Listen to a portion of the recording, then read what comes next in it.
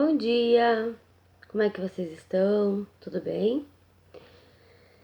Pessoal, assim ó, estamos indo já para o capítulo 3, né? Que são os ângulos internos quadriláteros notáveis. Então eu gostaria que vocês acompanhassem pela apostila de vocês, tá? E vocês averiguassem, analisassem ali aquela abertura do módulo, tá? Do capítulo. Que trata-se da pirâmide de vidro do Museu do Louvre, em Paris. Foi construída em 1989 com o objetivo de facilitar a entrada dos visitantes. Localizada à frente do edifício principal, ela proporciona, com seu estilo futurista, um contraste impressionante com a arquitetura plástica do museu. E isso está na apostila de vocês, tá, pessoal? Sobre cada face da pirâmide, o arquiteto chinês projetou várias linhas paralelas, metálicas, igualmente espaçadas, que, quando cortadas por linhas transversais, determinam os quadriláteros de vidro da pirâmide.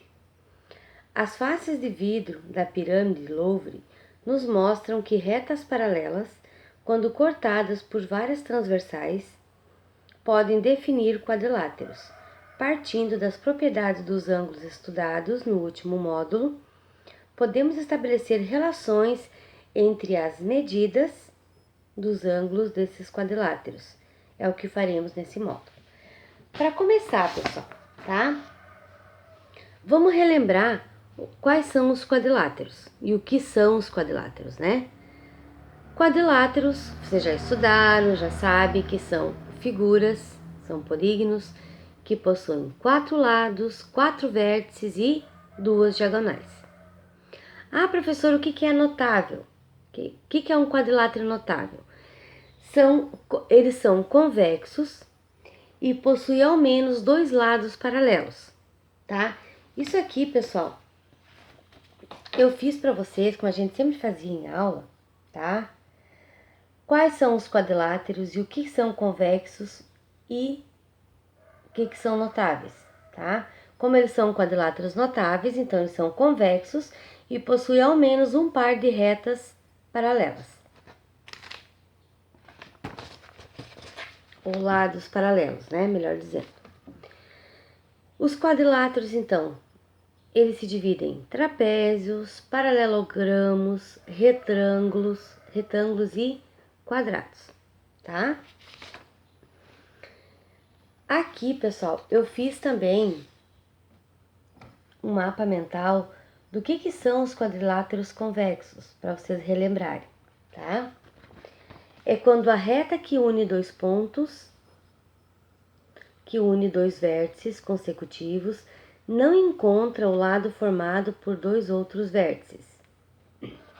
Aí fiz aqui o exemplo, então, do que seria um quadrilátero convexo. Isso aqui, pessoal, esses mapas mentais eu posso proporcionar para vocês no grupo de vocês. É só vocês me colocarem lá, tá? Vocês têm meu número, vocês têm meu e-mail, tá? Vocês podem colocar lá que eu envio para vocês via WhatsApp, tá? Combinado? Então, a gente vai ver, então, a princípio, isso ainda a gente está falando na página 423, dos ângulos internos de um trapézio, que diz assim na apostila de vocês. No 6º ano, você estudou os quadriláteros notáveis e suas principais características. Agora, usando as propriedades dos ângulos formados por retas paralelas, cortadas por uma única transversal, vistas no último módulo, vamos estabelecer relações entre as medidas dos ângulos de 2 tipos de quadriláteros notáveis, os trapézios e os paralelogramos. Depois de relembrar o que caracteriza cada tipo de quadrilátero notável, começaremos a trabalhar com o trapézio. Indo então, pessoal, para a página 424 da apostila de vocês, nos diz assim: Você já estudou que um quadrilátero notável é aquele que possui pelo menos um par de lado oposto paralelo, tá? Então, tem ali a número 1, que diz assim, na figura ao lado, que é essa figura aqui, tá? Ali ele demonstra, então, na figura ao lado as retas RS, quais são as retas que são paralelas e quais são as retas perpendiculares e os segmentos que têm as medidas iguais, tá? Em cima disso, na letra A, em cima dessa mesma figura da apostila de vocês, diz assim, que vocês vão pintar de laranja um quadrado, de verde um retângulo, de amarelo um losango, de vermelho um paralelogramo e de azul um trapézio. Já na letra B, da página 424 de vocês, ele diz para vocês escreverem a característica que usou para identificar cada quadrilátero do item A. Por exemplo, vocês pintaram de laranja um quadrado. Como você notou, o que você identificou, qual a característica que você sabe que aquela figura ali é um quadrado, tá? Tá, eu pintei de laranja o quadrado, mas como você sabe? Qual a característica dessa figura, desse quadrado, que você identificou que é um quadrado, tá? Abaixo disse então o retângulo. Como você pintou de verde o retângulo na figura acima, você vai dizer a mesma coisa. Qual é a característica que te levou a identificar que ele é um retângulo? E assim por diante. Aí tem do losango, do paralelogramo e do trapézio, tá? Já na página 425, na número 2, diz assim, considera a figura abaixo em que as retas paralelas R e S são cortadas pelas transversais T e U, determinando o trapézio A, B, C e D. Aqui, então, está a figura. Então, eu tenho o meu ângulo A, o meu ângulo B, o meu ângulo C e o meu ângulo D. Em cima dessa figura, então, o exercício está pedindo. Os lados, na letra A, diz assim, os lados paralelos de um trapézio são chamados de base. Então, pessoal, se vocês não lembram, então aqui eu tenho a base maior e a base menor. E a distância entre essas bases é a altura. Se eu puxar aqui, como está demonstrando aqui na figura, um pontilhado ao lado da base maior e da base menor e traçar aqui, eu vou obter a altura, tá?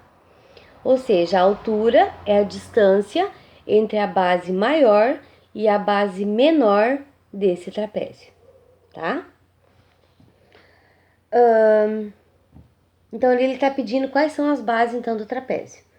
Na letra B, a altura de um trapézio é a distância entre suas bases.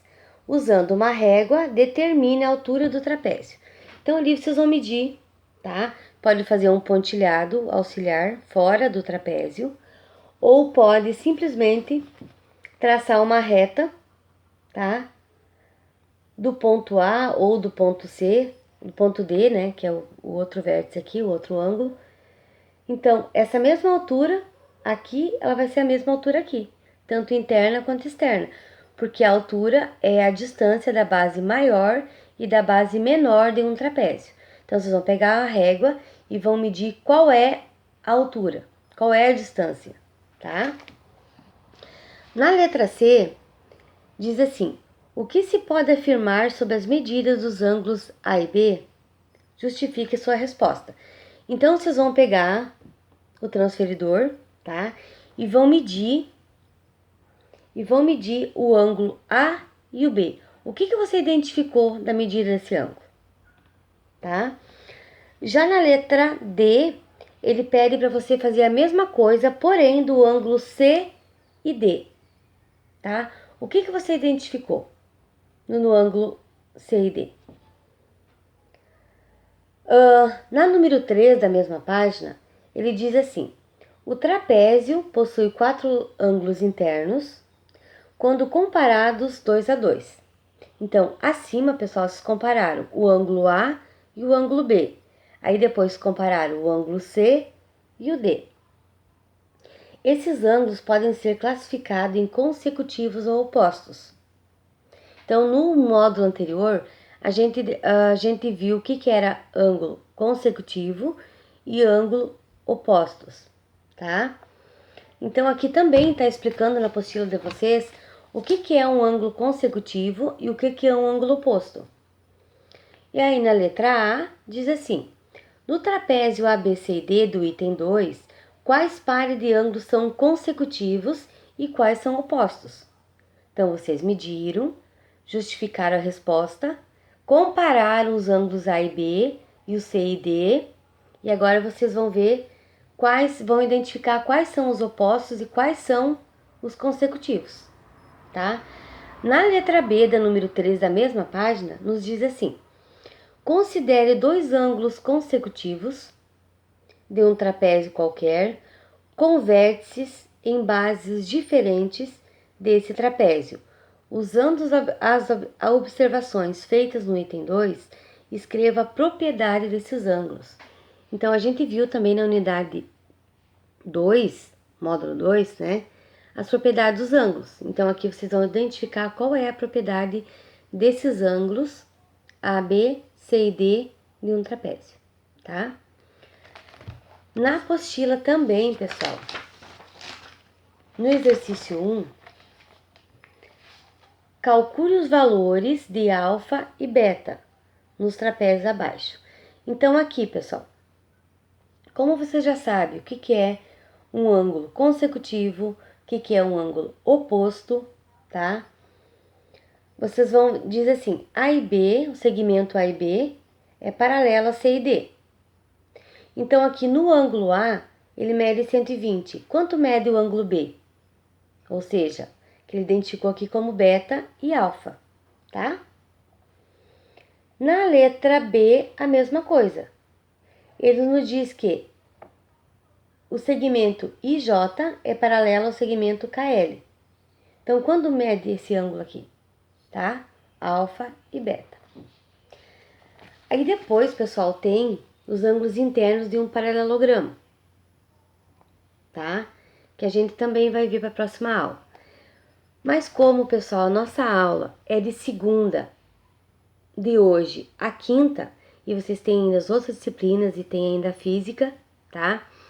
Então, a princípio, vocês vão fazer esses exercícios ali, vão entender, e eu quero que vocês, pessoal, me gravem e coloquem no grupo de vocês para mim analisar e averiguar os exercícios, tá? Cada um vocês vão demonstrar, vão gravar um vídeo, colocar no grupo e me enviar. Então, por gentileza, pessoal, por gentileza, façam isso, tá?